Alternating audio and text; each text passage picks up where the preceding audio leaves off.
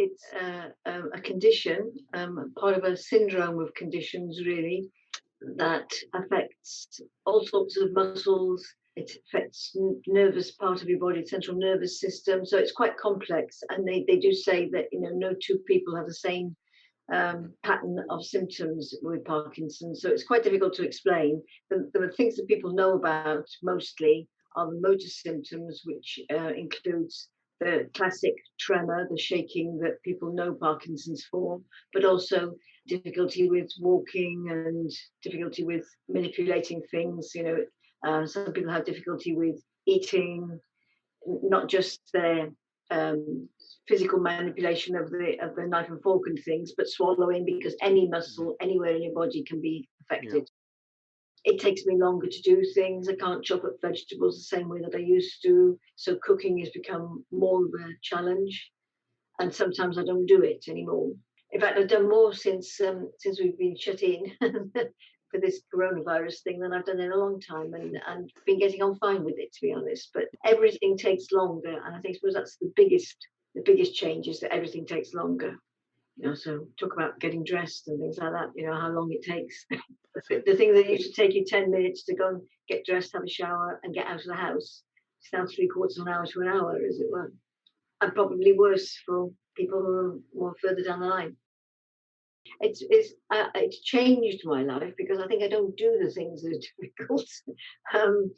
um, I've tried not to let it stop me doing the things that I really, really want to do. So, just after Christmas, I went away on a holiday for as part of 5 weeks. And what we planned in that holiday was to have shorter flights, because sitting in the same position for a long time isn't good.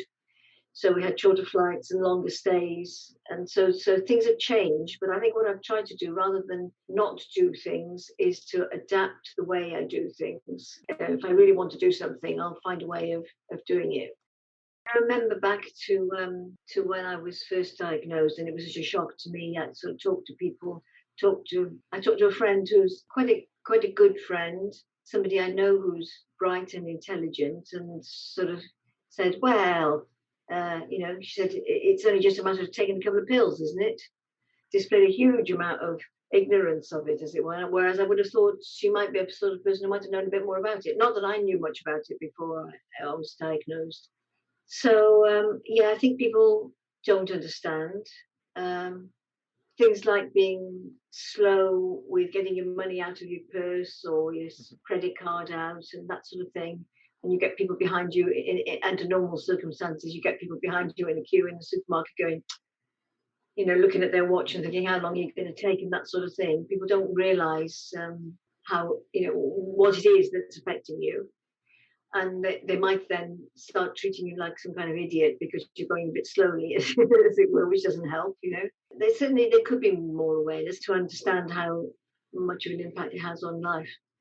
It's been a bit tricky, because you don't know whether you're more vulnerable because of the Parkinson's.